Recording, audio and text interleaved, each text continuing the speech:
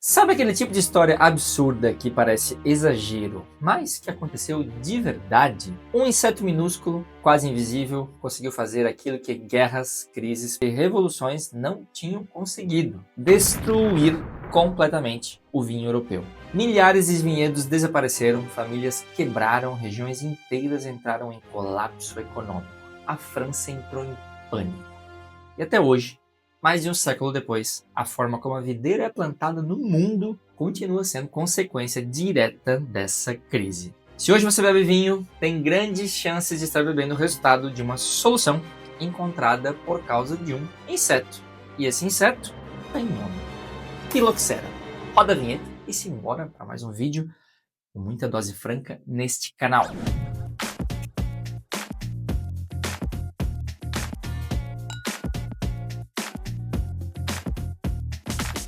E se você caiu por aqui de paraquedas, o meu nome é André Vigers, eu sou sommelier, eu sou formado aqui em Bordeaux e eu tenho certificação W73 também. Aqui a gente fala sobre vinho e sobre tudo que envolve essa bebida maravilhosa, beleza? Com foco, claro, em vinhos franceses, porque eu tô aqui, né?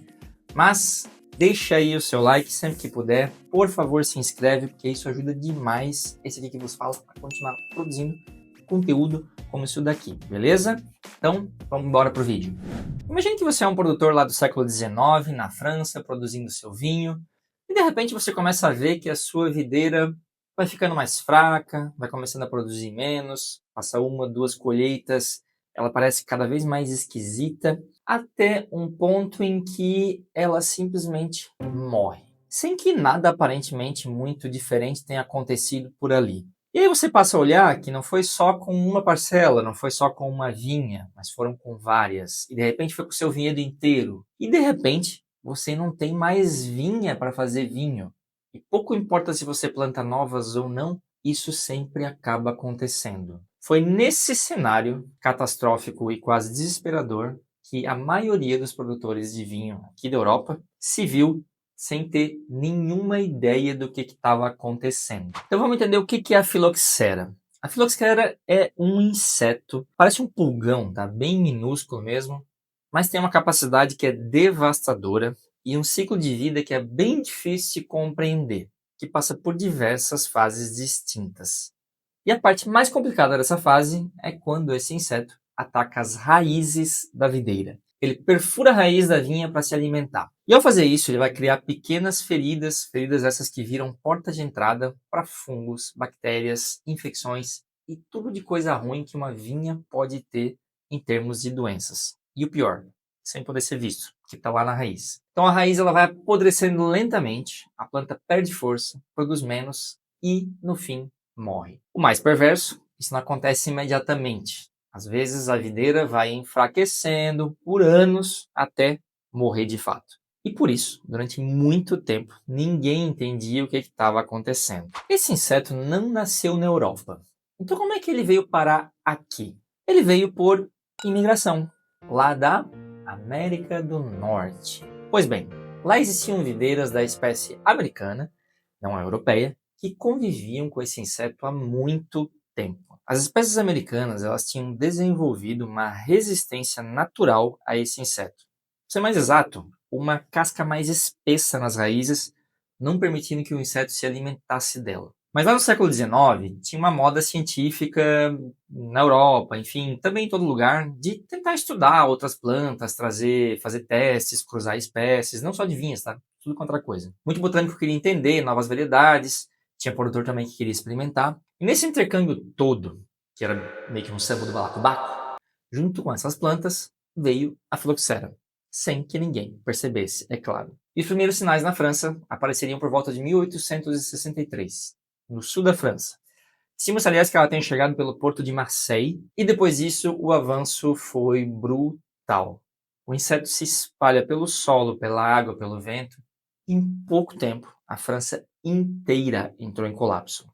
Ela chegaria aqui em Bordeaux ali por volta de 1867, apenas 5 anos depois dos primeiros relatos lá no sul da França. Agora aqui é importante entender uma coisa. Isso não foi um problema agrícola pequeno, foi uma crise internacional. Em poucas décadas, quase 2/3 do vinhedo francês foram destruídos e da Europa inteira também.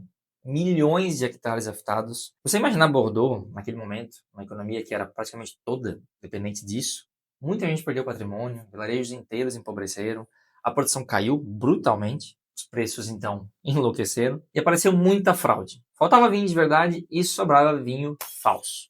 Muito vinho adulterado surgiu nesse período, algo que depois até inclusive inspiraria a própria criação das denominações de origem. E aqui entra a parte que é mais surreal, porque ninguém sabia resolver. Tentaram de tudo, desde macumba, como enterrar sapo vivo no vinhedo, e eu não estou brincando, tá? Até inundar parcelas inteiras, que funcionava, mas a um custo insano, e só funcionava, claro, para vinhedos planos. Nas encostas não tinha como deixar a água ali parada. Enfim, o povo tentou usar todo tipo de solução caseira, meio que bizarra, que a época dispunha, além, é claro, de rezar e muito. Aliás, só para descobrirem que era um inseto, já foi um sacrifício, viu?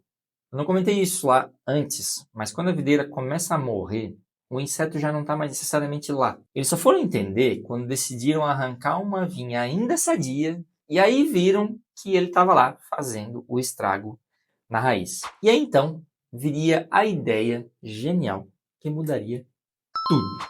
A solução seria revolucionária e nada muito simples de fazer, embora o conceito até fosse simples. Alguns produtores começaram a ver que algumas vinhas pareciam não ser afetadas, e só depois de muito tempo perceberam que não se tratavam de vinhas europeias, mas sim de vinhas americanas. Aquelas que eles estavam tentando fazer testes, etc. E a gente tem o trabalho de alguns estudiosos, que eu não vou citar nome porque ninguém vai lembrar, que começaram a estudar os motivos do porquê essa espécie resistia ao inseto, até chegar à conclusão de que, de fato, as raízes das vinhas americanas eram naturalmente resistentes a ele. Se a parte aérea europeia é excelente para produzir vinho, e a raiz americana resiste à praga, como poderíamos então juntar as duas coisas numa só? Porta-enxertos, ou enxertia. A variedade continua sendo europeia, porque se você planta Cabernet Sauvignon, continua sendo Cabernet Sauvignon. Se você planta Merlot, continua sendo Merlot. Mas embaixo, a raiz é outra. Praticamente 99,9% de todo o vinho moderno do mundo hoje é enxertado. Espécie europeia, vitis vinifera na parte aérea, que dá frutos, enxertadas em raízes americanas. Sem isso, boa parte do vinho europeu simplesmente não existiria hoje e boa parte de todo o vinho que você consome no mundo inteiro também não existiria hoje. Agora não foi só enxertar e pronto. A enxertia demorou anos para se impor, porque nem toda raiz americana funcionava igual sempre. Cada porta-enxerto vai reagir diferente a solo, ao calcário, à seca, à umidade, a vigorosidade e a produtividade, inclusive. Escolher porta-enxerto virou quase que uma ciência paralela dentro da viticultura. Algumas raízes americanas, inclusive, falharam no início justamente porque não toleravam certos solos calcários aqui da França. E então vão surgir os híbridos de porta-enxertos e vai se entender eles de modo que hoje temos porta-enxertos muito bem estabelecidos e adaptados para diversas condições climáticas. Hoje, quando o produtor planta vinhedo, ele não só escolhe a casta, viu? Ele escolhe também o comportamento radicular que ele quer para essa casta. Para quem já conhece um pouco do assunto, existe um certo mito de que o Chile é um país sem filoxera e sem porta-enxertos, portanto. Só que não é exatamente assim. De forma prática, o Chile continua sendo um dos raríssimos grandes países vitivinícolas quase livres da filoxera, por causa de uma série de fatores únicos, desde o isolamento geográfico, a cordilheira que separa eles de um lado, o deserto de outro. São barreiras naturais que são enormes e que protegem o Chile nesse sentido. Então isso ajudou, e é por isso que existem, de fato, muitas videiras que são de pé franco lá no Chile. É assim que a gente chama videira sem enxertia. Pé franco. Mas aqui também tem um detalhe que é bem importante. Que isso não quer dizer que no Chile não haja enxertos. Muito pelo contrário, tem bastante. E não é por medo imediato da filoxera. É porque porta-enxerto é hoje escolhido com base em tudo que eu já expliquei antes. Rendimento, enfim, comportamento que o produtor quer para o vinhedo. Então ele já deixou há muito tempo ser apenas uma defesa. É uma ferramenta agronômica. E é por essas histórias, inclusive, que se você hoje viajar para outro país com sementes, com alimentos sem procedência, etc., te barram, né? Que nem você vê lá no aeroporto lá da série Discovery Channel, não sei. Enfim, ou Geographic Channel. Não sei qual das duas. Mas enfim, todo cara que tenta entrar com um negócio muito esquisito lá, ele é barrado, porque realmente você pode estar trazendo algum tipo de predador, alguma praga natural que o seu país não é, ou que as plantas do seu país, a agricultura do seu país não é adaptada, e isso pode devastar a sua produção. Principalmente em um país como o Brasil, que depende muito de agricultura, né? E o Chile faz a mesma coisa, principalmente para proteger os seus vinhedos, mas também, de modo geral, toda a sua agricultura. Bom, André, e existem vinhas ainda sem enxertia, que são possíveis de se achar em alguns lugares? Até existe, mas sempre em zonas arenosas, ilhas e áreas muito específicas. Por que areia? Porque o inseto, para chegar na raiz, precisa criar microtúneis. E a areia não consegue sustentar esses pequenos túneis. Só que nem todo solo é arenoso, além de que vinhos e solos arenosos dão uma textura diferente para o vinho, geralmente um pouco mais diluída. Não tem nada a ver com a textura, por exemplo, que dá o calcário ou as argilas. Algumas vinhas antigas, inclusive, elas sobreviveram à filoxera, justamente por estarem nesse tipo de solo, mas são exceções. Tem uma vinha até pré-filoxerática aqui na França, que virou patrimônio histórico, justamente porque ela representa um mundo anterior a essa grande catástrofe. Olha, hoje quando a gente fala em vinhas de pé franco, um dos nomes que mais aparecem é o Liber Pater. É um projeto que é conduzido por Loïc Pasqueux, aqui em Bordeaux. É um vinho raríssimo e caríssimo. A proposta dele é reconstruir uma Bordeaux antes da filoxera, com caças antigas, baseadas em parcelas sem enxertia. Isso ajudou a transformar o Liber Pater num dos vinhos mais caros do mundo. Mas aqui é importante sempre separar um pouco a narrativa da realidade. Existe uma ideia de que a videira em pé franco produziria um sabor diferente, porque não tem raiz americana. Só que, cientificamente, isso jamais demonstrou e nem será demonstrado de forma clara. A raiz funciona sobretudo como um sistema de absorção de água e de nutrientes, mas ela não imprime diretamente sabor ao vinho. Quem faz isso realmente é a variedade, a que está em cima. Ou seja, o porta-enxerto pode influenciar o comportamento da planta, mas não existe prova sólida de que ele altere a identidade aromática na forma direta. A raiz é como se fosse um canudo fisiológico. Durante algum tempo, alguns produtores tentaram valorizar o pé franco como um símbolo de pureza ou autenticidade, mas muitas vezes isso entra mais no campo do imaginário do que numa diferença sensorial comprovada. Sem falar que, obrigatoriamente, para que estejam livres da filoxera, essas vinhas têm que estar plantadas em solos arenosos. A filoxera foi, sem dúvida nenhuma, o maior trauma técnico da história do vinho e mesmo da agricultura, viu? O vinho, que sempre vem de uma ideia de tradição, pureza e origem, sobreviveu graças a uma solução híbrida, uma raiz americana salvando uma identidade europeia. No fim das contas, a solução saiu de onde veio o problema. Interessante, não? E até hoje, toda vez que alguém fala de terroir, de videira antiga, de vinhedo histórico, quase sempre existe ali uma cicatriz invisível dessa história.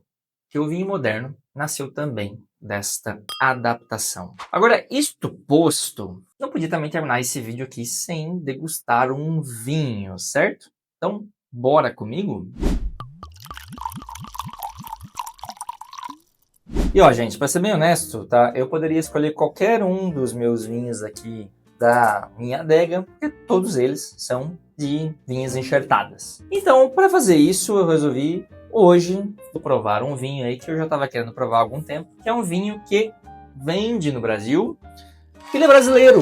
Ah, olha aí, ó. Uma história para contar interessante desse vinho aqui, eu nunca bebi ele ainda. É um vinho que eu comprei, mas eu acabei chegando nele porque o proprietário da vinícola, essa vinícola catarinense, fica lá na minha querida Santa Catarina, da onde eu venho, inclusive, lá em São Joaquim, Alto dos Ventos. Esse aqui é o Sauvignon Blanc deles barricado, Brisa, o nome. Todos os vinhos deles têm nomes de ventos. Então, tem Brisa, tem Minuano, que mais? Pampeiro. Bem interessante, é bem bonito, tá uma garrafa bonita. É uma produção bem limitada, aqui a gente está falando dessa minha garrafa aqui a 673 de 1.400 unidades. E eu acabei conhecendo eles via Instagram, sempre estou olhando alguma coisa, etc. E o proprietário da vinícola fez um contato comigo, enfim, para falar de algumas coisas específicas. Eu me interessei. Então eu fiz um pedido para ele lá, dessa gama dele aqui que eles chamam lá de Premium. Comprei os 6 vinhos que eles produzem. E ele, por muita gentileza, me mandou mais 4 da linha de entrada dele para que eu pudesse provar, etc. Fica o meu agradecimento aí ao Donizete. que fez essa gentileza muito bonita para mim de me dar aqueles vinhos para que eu pudesse degustar. Gentileza, a gente agradece. Então, muito obrigado. O Vinícola Altos Ventos é um projeto bem novo. Eles têm, acho que foi em 2023, foi inclusive a primeira colheita deles. Se eu não me engano, posso estar falando um monte de besteira, mas acho que não, pelo que eu conversei com ele. Esse aqui é um Sauvignon Blanc barricado 10 meses em barrica de carvalho francês. Se eu não me engano, 100% foi barrica nova, porque foi o primeiro ano que eles colocaram esse vinho na barrica. Eu já experimentei o Sauvignon Blanc de entrada deles e eu achei bem gostoso, achei bem interessante, muito bem feito. Isso aqui é um vinho que, na média, se eu não me engano, eu paguei R$160. Eu não sei quanto ele está custando hoje, mas é possível comprar ali no site, eles mandam para o Brasil inteiro. Foi super fácil para chegar para mim, gostei bastante, eles mandam até uma carta, bem bacana. Parabéns aí o trabalho. E tem uma coisa que é interessante quando a gente fala de produção de vinho no Brasil. Que muitas vezes, quando a gente vai falar com um produtor aqui na França, produzir vinho para ele é uma coisa tão natural, mas tão natural, que é quase assim do tipo... Bom, era o que ele tinha para fazer mesmo. Não sei se vocês entenderam o que eu quis dizer, mas às vezes eu já fui um produtor, a gente sempre tem uma visão assim do tipo, por que você começou a produzir vinho? Qual foi a motivação? Cara, e muito produtor francês vai te dizer, estava na minha família, já o vinhedo, então é meio que eu continuei fazendo. Eles são apaixonados pelo que eles fazem, eles adoram vinho, eles podem falar de vinho durante horas, mas eles não têm assim uma coisa do tipo, não, porque eu sonhava em fazer isso, etc.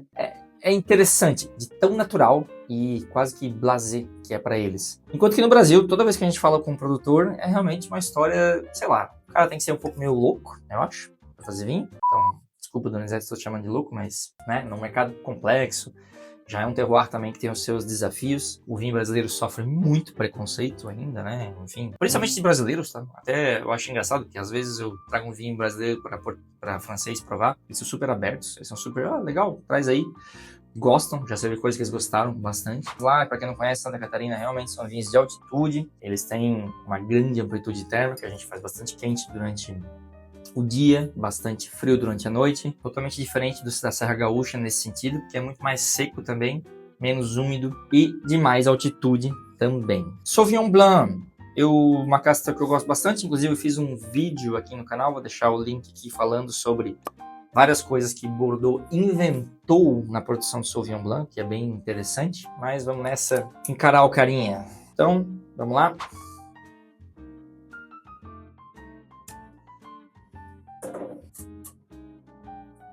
Caramba!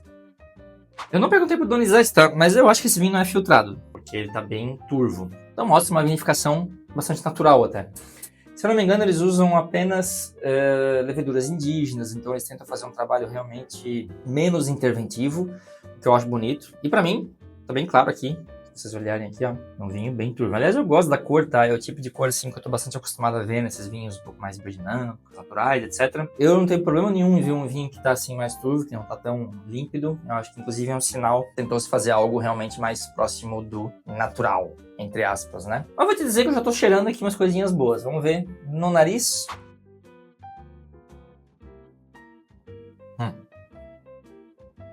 Ele é bem interessante, ele tem bastante nota realmente um pouquinho amadeirada, um pouquinho abaunilhada, assim, um pouco mais adocicada. Mas tem o floral, tem uma coisa assim, vegetal que sai, que é de Sauvignon Blanc. E, diferente do Sauvignon Blanc deles de entrada, que eu senti bastante um lado tropical, mais aquela fruta do maracujá, aquilo que a gente consegue reconhecer bem desse Sauvignon Blanc mais maduro, eu não sinto muito ele aqui.